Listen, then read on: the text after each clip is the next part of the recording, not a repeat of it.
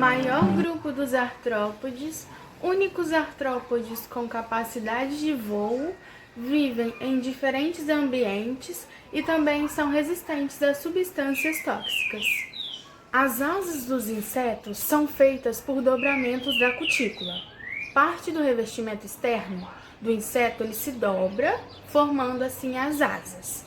As asas de alguns insetos possuem élitros, que é o caso da joaninha, que possui uma casca um pouco mais rígida que protege as suas asas.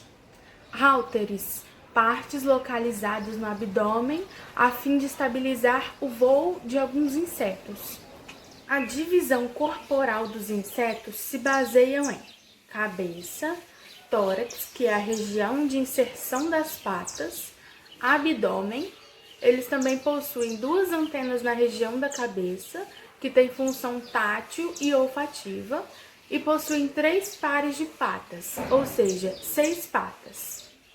Uma característica importante é a presença de asas.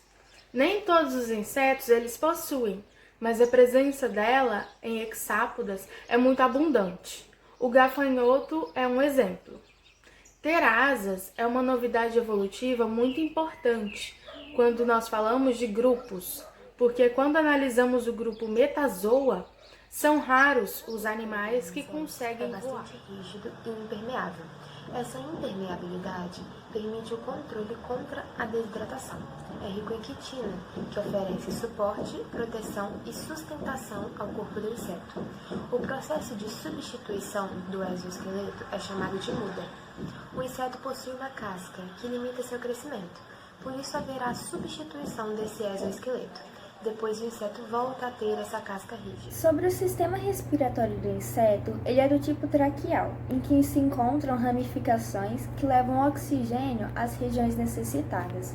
Esse processo ele ocorre de forma muito rápida, por isso que o metabolismo deles é acelerado. O sistema circulatório dos insetos é aberto.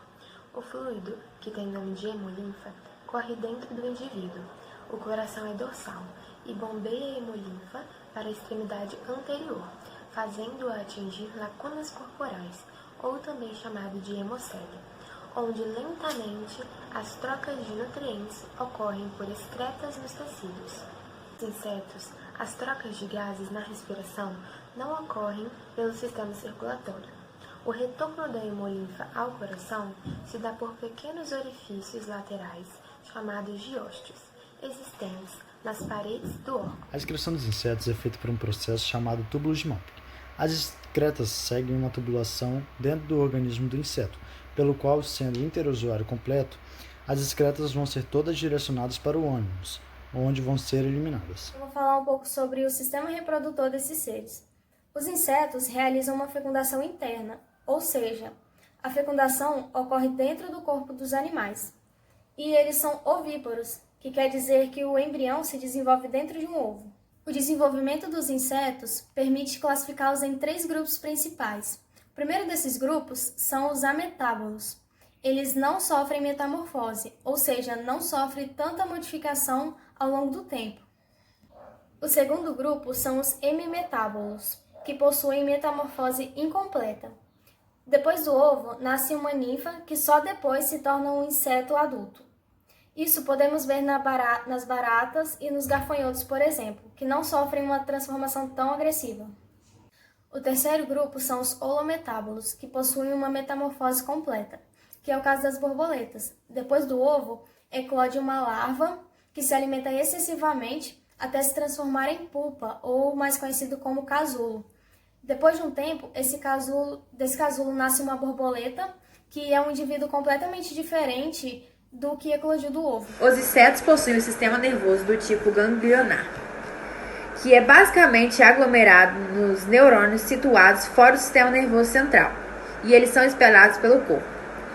E a centralização, que é responsável nos insetos pelos sensores químicos, os receptores de paladar, posturais, luminosos e auditivos. São enterozoários completos e protostomos. Seu sistema digestório pode ser dividido em 3 partes: estômago, formado por faringe, esôfago, papo, proventrículo e válvula cardíaca. O papo armazena momentaneamente o alimento, realizando as primeiras transformações enzimáticas. O proventrículo apresenta dentes quitinosos nos insetos mastigadores, e a válvula cardíaca é uma dobra circular que impede a volta do alimento ao estômago. Também temos o mesêntero, que é formado por ventrículo, secos gástricos e válvula pilórica. O ventrículo completa a digestão iniciada no estômago. Quase toda a assimilação é feita no ventrículo. Ele excreta amilases, proteases, maltases, lipases e invertases. E a válvula pilórica impede que o alimento volte ao mesêntero. Proctodel é formado por piloro, íleo, cólon, reto e ânus. Existe a presença de glândulas retais para absorção de água e nutrientes. Os anexos digestivos são glândulas salivares, localizadas na cabeça ou no tórax, secretoras de saliva que é lançada na hipofaringe. Temos também a saliva, que umedece os alimentos, limpa os estiletes e nos hematófagos impede a coagulação sanguínea. Temos os secos gástricos, que é responsável pela manutenção de bactérias e outros micro-organismos, produtores de enzimas e vitaminas. Ele aumenta a superfície para a secreção de enzimas, absorção de água e nutrientes. E por fim, nós temos os túbulos de Malpighi, que é o principal órgão de excreção dos insetos. Ele retira da hemolinfa sais e resíduos nitrogenados na forma de ácido úrico. Para produzir 1 kg de mel, são necessárias cerca de 1.000 abelhas. E elas só irão conseguir atingir essa produção trabalhando durante toda a vida. Ao contrário do que muitos acreditam, o piolho é um inseto que não pula, não voa, nem salta, pois seu corpo não está adaptado para essas funções. O piolho se arrasta, portanto, ele só passa de uma pessoa para outra pelo contato ou pelo uso de bonés, escovas ou pentes, ou qualquer objeto compartilhado. Segundo os cientistas, as baratas elas são um dos insetos mais antigos. Elas existem há cerca de 300 milhões de anos, além de serem super resistentes, podendo ficar até 40 dias sem se alimentarem e 15 dias sem beber água.